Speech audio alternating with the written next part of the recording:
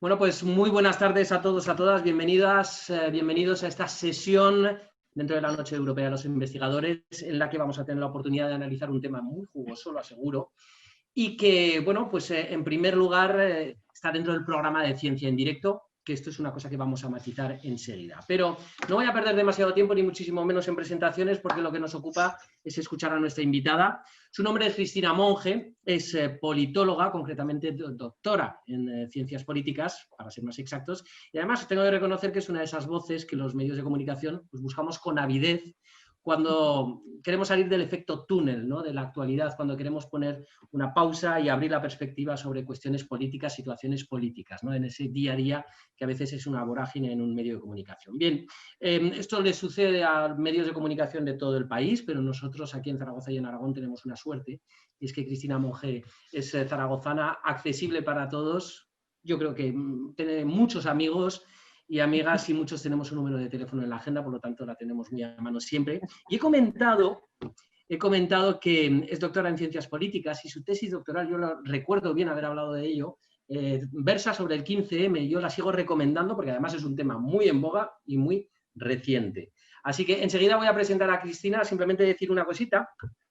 Nos va a hablar en esta conferencia, el título de la ponencia es La política en tiempos de pandemia. Yo creo que ya el título ya es jugosísimo, de hecho nos relamíamos cuando hemos conocido el título, y que quería matizar, es grabada porque las obligaciones de Cristina no nos han permitido hacerlo en directo, pero eso significa también que yo voy a tener la suerte de quedarme con el turno de preguntas para mí solito. Cristina, muy buenas tardes. ¿Qué tal, Olivier? Muy buenas tardes, ¿cómo estás? Bueno, encantadísimo, y ya el Zoom es tuyo. O sea que hablemos de esa política en tiempos de pandemia que tela. Qué tela marinera, efectivamente. Bueno, pues muchísimas gracias a las organizadoras de esta Noche de los Investigadores por invitarme a participar. Como decía Olivier, problemas de agenda me impiden hacerlo en directo, con lo cual lo estamos grabando. Pero, Olivier, este ratito comenzamos tú y yo, pero mi correo electrónico está a disposición de quien quiera. Como cualquier docente de la Universidad de Zaragoza, mi correo es la inicial de mi nombre y el apellido, cmonge, con g de gato, @unizar.es. Y por lo tanto, cualquier comentario, sugerencia, pregunta que se quiera lanzar, pues está disponible, ¿vale? Y de esa manera compensamos un poquito el no poder estar en directo, que es lo que me hubiera gustado.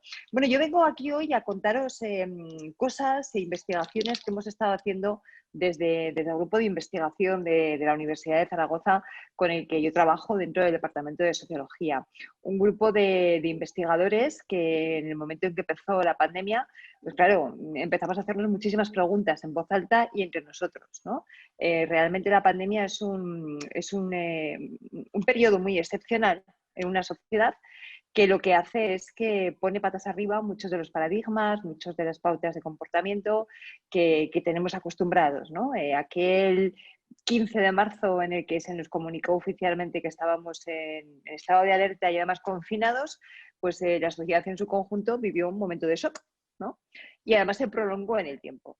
¿Qué ha pasado en la sociedad a lo largo de todo ese tiempo y cómo ha afectado a la política? Bueno, pues yo lo primero que querría decir es que los sociólogos, los politólogos, las politólogas no hacemos futurología. O sea, yo sé, además, Olivier, sé que a los medios os gusta mucho preguntar esto de ¿cómo será la sociedad post-COVID? ¿Qué pasará? No lo sé. Honestamente, ni idea, no lo sé, ¿no? Sin embargo, lo que sí que sé es que empezamos a tener ya datos, evidencias, estudios que nos dicen cosas que están pasando ya ahora.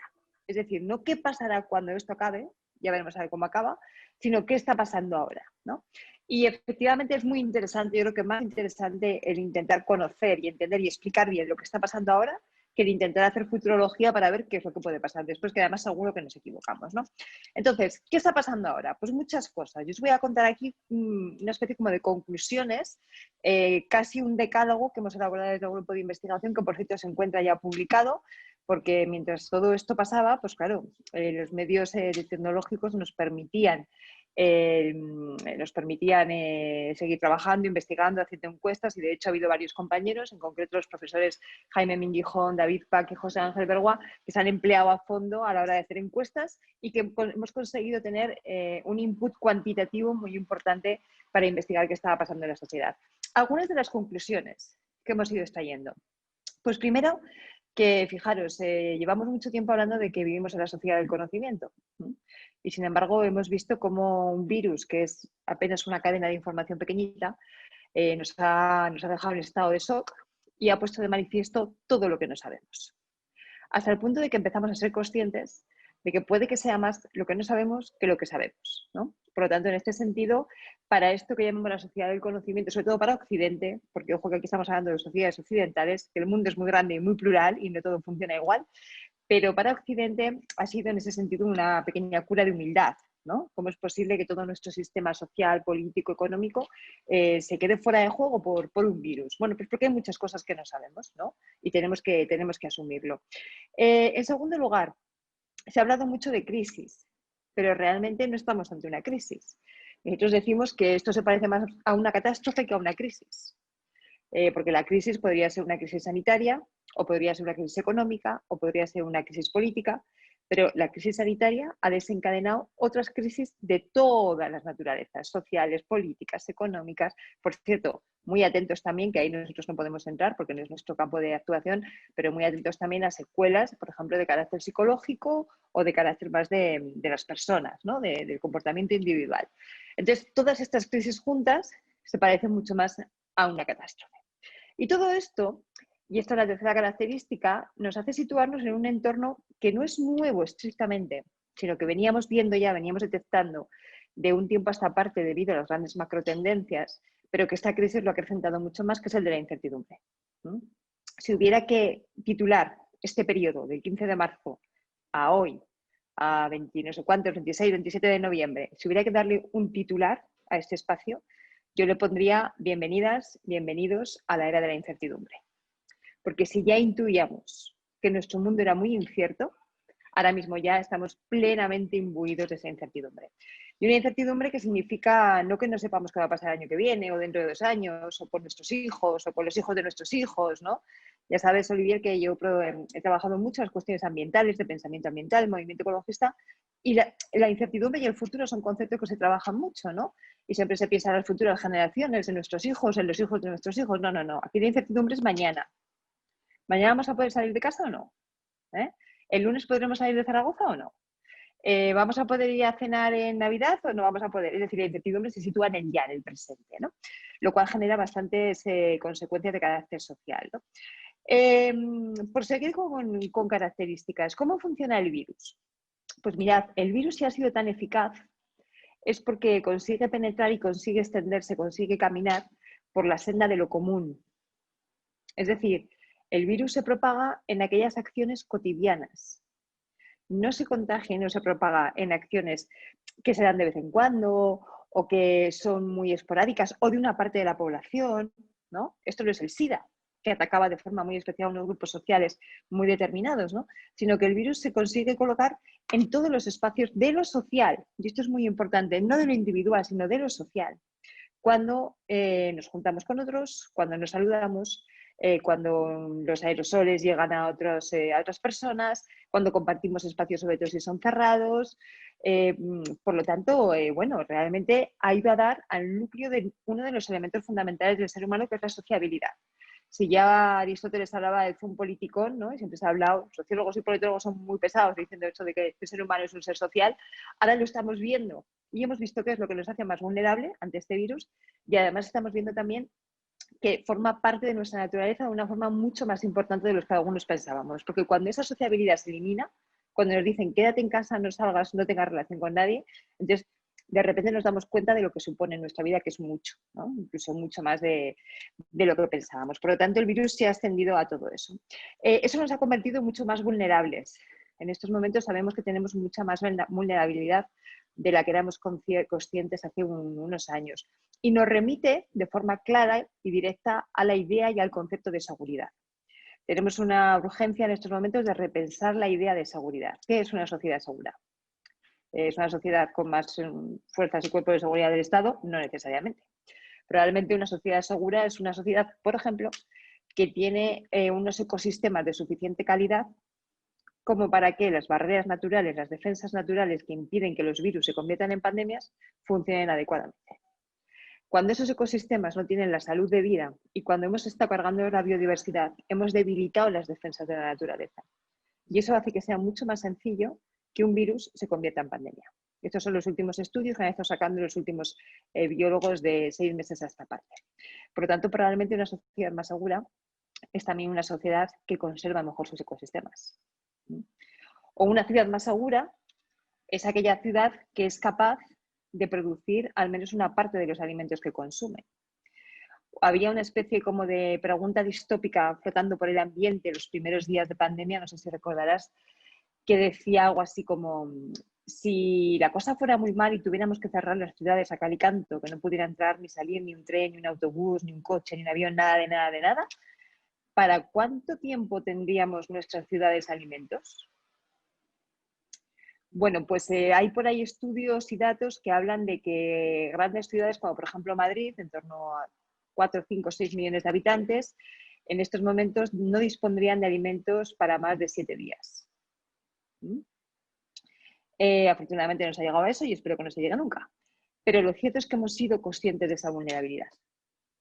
Y eso hace que nos preguntemos qué tenemos que hacer para vivir más seguros. ¿Cómo podemos vivir más seguros? Pues fíjate, por ejemplo, ahí el concepto de seguridad nos llevaría a pensar que las ciudades tienen que producir al menos una parte de los alimentos que consumen, porque si no estamos entrando en terreno de muchísima vulnerabilidad. Desde un punto de vista social, voy terminando ya para no alargarme mucho, desde un punto de vista social hemos visto cómo brechas que existían previamente se han consolidado. Las brechas de género. Esta pandemia ha afectado de forma mucho más especial a las mujeres, en el sentido de que nuevamente han asumido mayores cargas cuando llegaba el momento de meterse en casa y de cuidar a pequeños o a mayores o a quien fuera, ¿no? Al mismo tiempo que continuábamos nuestra labor de nuestro trabajo o lo que estuviéramos haciendo, ¿no? Entonces, la brecha de género se ha recrudecido.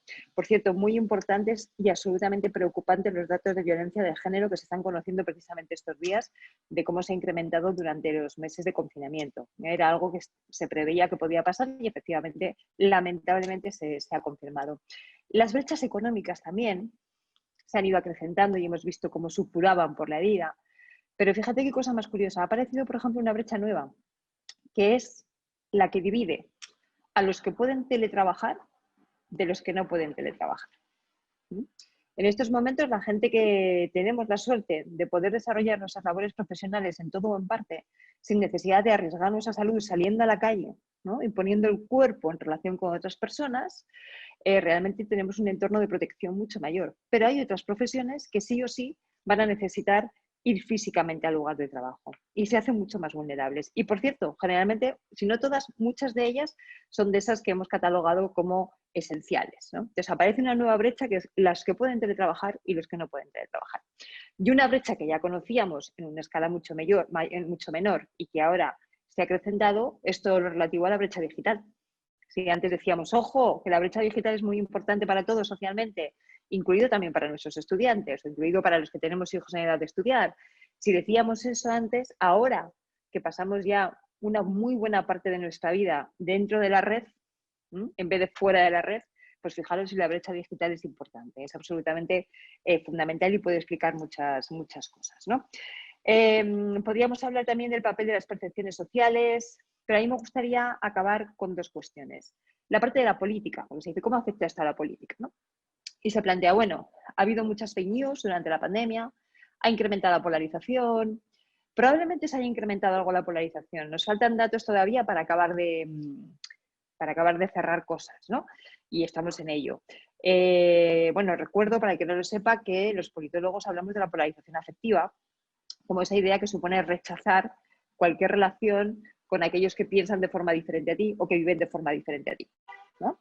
Eso lo estamos viendo en la sociedad de una forma mucho más obvia, más obscena, podría decir yo incluso, que lo veíamos antes. Pero no es nuevo, ¿eh? Esta polarización venía de antes. De hecho, los datos que tenemos hoy, que vamos mostrando por ahí, de gráficas y demás, que hablan de polarización, no son datos de ayer, son datos de hace 1 o 2 años y que nos dicen que efectivamente tenemos un problema de polarización, pero insisto, no es nuevo.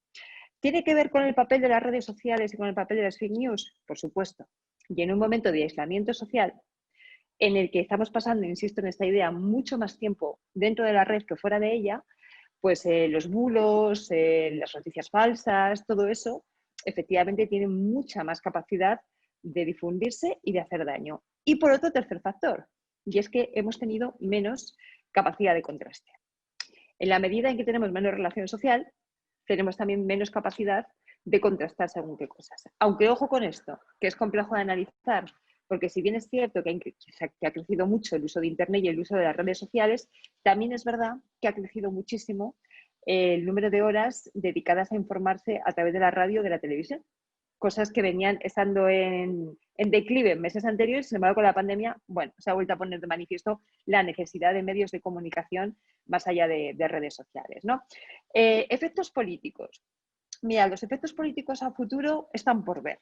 Yo me remito a lo que decía al principio, no vamos a hacer de futurólogos para nada.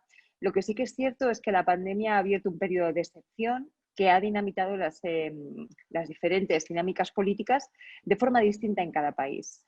Muchos países han tenido eso que se llama el fenómeno que los norteamericanos llaman detrás de la bandera, ¿no? Que quiere decir que cuando llega un momento duro de verdad, el líder, en este caso sería el presidente del gobierno, se pone al frente y todos le rodean y están con él a una frente a un enemigo común, que en este caso sería el virus. Eso en España no ha pasado. Ha pasado en Italia, pasó en cierta medida un poquito en Francia al principio, luego ya no, ha pasado en otros países, en España no. Lo cual quiere decir que tampoco hay un patrón homogéneo al conjunto de los países, ¿no? Incluso había quien decía que el tema del coronavirus, que el tema de la polarización, de las fake news, podría favorecer a Trump en las elecciones. Y sin embargo, más allá de entrar en el análisis electoral de Trump, que luego si queréis entramos, lo cierto es que hay una hipótesis muy plausible de que haya sido precisamente el coronavirus el que haya dado ese último empujón que le faltaba a Trump para perder las elecciones, ¿no? Por lo tanto, a falta de los últimos datos que confirmen eso, yo insisto en esto, vamos a ser cautos, pero a falta de eso, esa hipótesis va cobrando cada vez mayor alcance, ¿no? Bueno, pues como veis, un montón de conclusiones y un montón de ideas y por acabar, pues, igual que empezaba, ¿no? La pandemia lo que nos ha puesto de manifiesto es que si estamos en un momento de incertidumbre, si estamos en un momento de vulnerabilidad, si hemos visto como una pequeña cadena de información, que es lo que es un virus, que no es nada más, es capaz de ponernos a todos contra la pared, si hemos visto eso, la pandemia lo que nos ha demostrado es que el futuro, como dice la frase mítica, no se predice, sino que se produce. Y por lo tanto ese futuro lo estamos construyendo ahora. Entonces, yo haría una llamada a dejar de lado apriorismos o a dejar de lado visiones que entrarían en la futurología y nada más, y a ponernos en marcha, primero entender el presente y con eso plantearnos el futuro que queremos construir. Esas son las grandes conclusiones a nivel de titulares, porque todo esto, cada una de ellas daría para un montón de páginas. Bueno, sin ninguna duda podríamos sacarle muchísimo jugo a cada una de las cuestiones que has puesto sobre la mesa, Cristina. Imagino que quienes están viendo ahora mismo esta ponencia tienen un montón de preguntas y me voy a reservar ese turno para mí. Además, has hablado precisamente en cuanto a la toma de decisiones políticas, y ahora mismo acabas de mencionar que se han tomado las decisiones de forma diferente en cada país. Y lo que hemos podido ver es que quizá no dependa del modelo de Estado, ¿no? Es decir, hay países con modelos de Estados muy diferentes, pero que, digamos, han sido capaces, a pesar de todo, de ir todos a una. Por ejemplo, Italia ha ido más todos a una. En Francia es un país más centralista.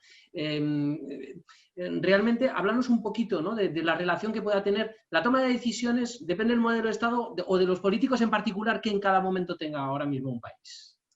De los políticos, del clima, de la oposición. Cuando hablamos de políticos no hablamos solamente del gobierno, también hablamos de la oposición. Depende de muchas cosas, pero fíjate, yo no he encontrado un patrón, porque hemos ido intentando cosas, pues tiene que ver con el modelo de Estado, más centralista o más federal. Bueno, Francia al principio también estaban todos muy alrededor de Macron, y es el Estado centralista por excelencia. ¿Tiene que ver con países ricos o países pobres? No, tampoco ha ido por ahí el asunto. ¿Tiene que ver, se planteaba alguien, países que estén gobernados por mujeres? ¿No? Y efectivamente se ve que en aquellos países que sean gobernados por mujeres ha habido mayores cotas de acuerdo que en otros. Pero mi pregunta o mi hipótesis aquí no es tanto porque estén gobernados por mujeres, sino que el hecho de que un país elija a una presidenta mujer ya dice mucho sobre su cohesión social y el grado de posibilidad de acuerdos. O sea, que es más bien al revés, ¿no? Según lo estoy viendo yo. Pero bueno, eso también son hipótesis. Yo creo que no podemos ver un patrón claro que explique lo que ha pasado en cada sitio, porque date cuenta también que es que aquí dependen muchos factores, depende de la composición política, depende de la historia, depende de la sociedad, depende de los medios de comunicación, depende del papel que la oposición haya tenido en cada momento, depende de cosas absolutamente variadas. Entonces, yo creo que es muy difícil coger un solo criterio y decir, mira, los países, por ejemplo, también se planteó, ¿no? Se contagian más los países católicos y menos los protestantes. También se llegó a decir. Sí, claro, porque en un momento en el que los nórdicos iban muy bien, pero luego los nórdicos empezaron a ir mal.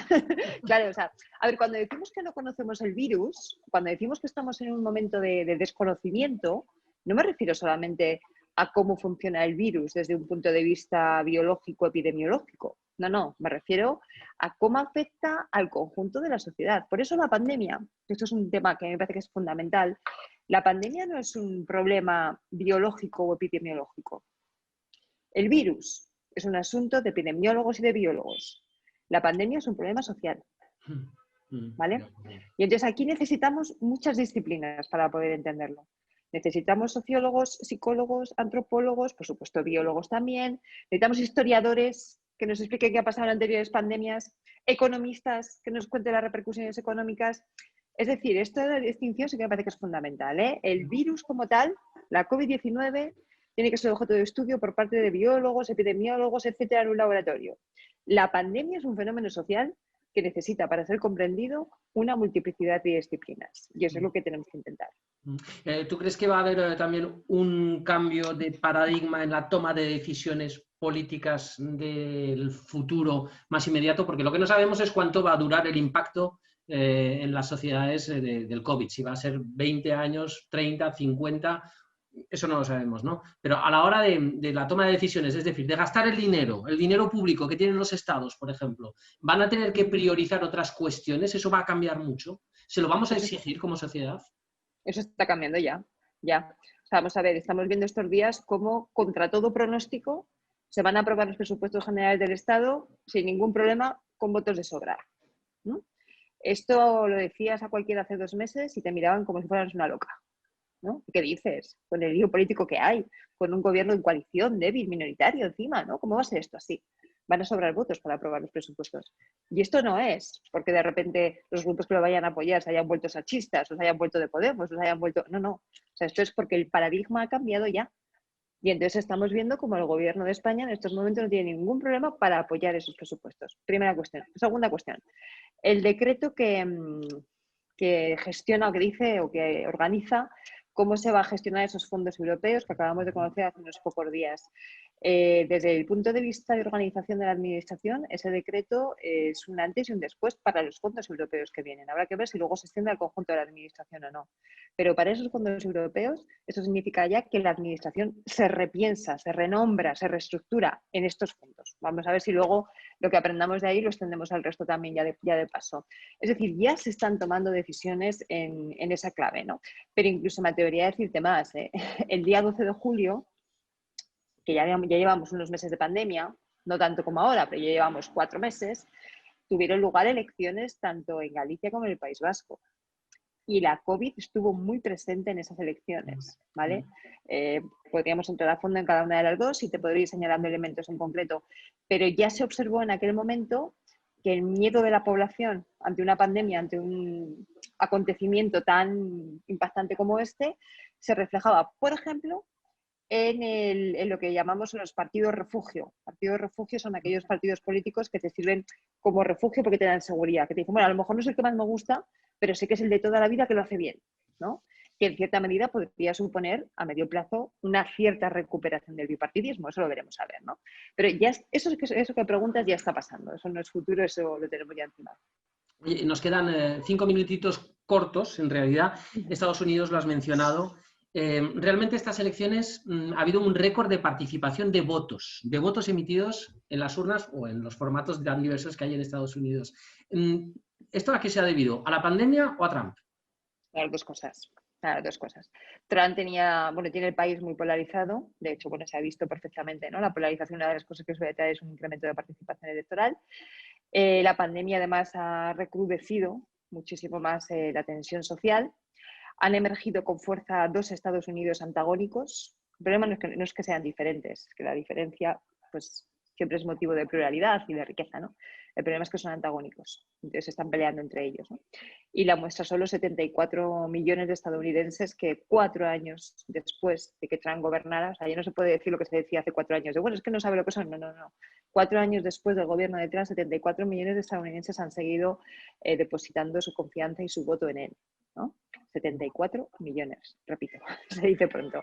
Entonces, la participación ha sido muy alta porque efectivamente el país estaba muy polarizado, muy movilizado políticamente y porque la pandemia ha sido una vuelta de tuerca más en ese movimiento. La mascarilla se ha convertido en un signo político prácticamente en Estados Unidos, ¿verdad? Eso es una muestra de polarización afectiva que te decía, ¿ves? Por ejemplo, eso es algo que aquí en España, voy a tocar madera, pero aquí en España de momento no ha llegado y menos mal, ¿no? Pero sí, cuando en Estados Unidos te cuentan que hay personas que llevar la mascarilla quiere decir que eres demócrata y el no llevarla es sentirte identificado con los republicanos, pues te echas a temblar, ¿no? Sí, pero Dios mío, ¿qué está pasando? Cuando vemos un parlamento con muchos partidos políticos que representan muchas ideas y que pueden ser de un lado a otro, si todavía pensamos en izquierdas y derechas y centro, y que pueden irse muy a los extremos, ¿eso es bueno para un país? El hecho de que esos partidos estén reflejados y que no sea por una pandemia concretamente, o sí, o que lleve a esa radicalización o a esa visibilización de los extremos. A ver, el hecho de que tengamos un parlamento con tantísimos partidos, recuérdame, me parece que eran 17 esta vez, ¿no? Si no recuerdo, algo así, bueno, más o menos, ¿no? No quiero meter la pata. Es positivo en la medida en que refleja la pluralidad de la sociedad, ¿no? La sociedad de hoy no es la sociedad del 82, ni la del 86, ni la del 90, ni la del 95. Es diferente.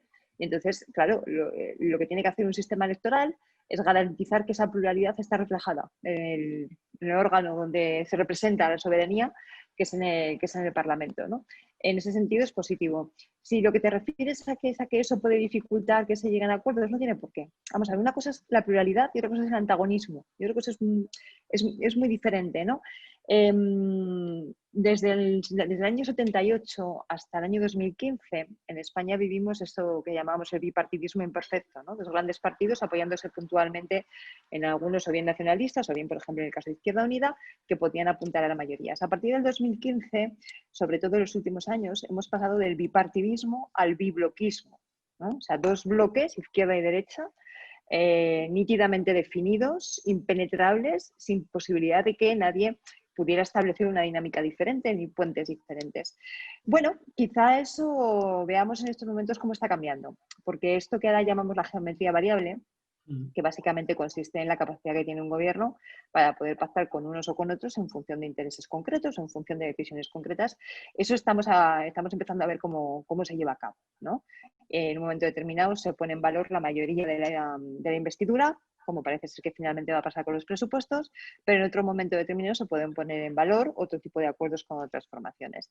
Eso en sociedades plurales y en sistemas políticos pluripartidistas, como el que nosotros tenemos ahora mismo, es absolutamente habitual, es absolutamente normal. Ahora, eso sí, tiene unas reglas del juego que no son las del bipartidismo, ¿no?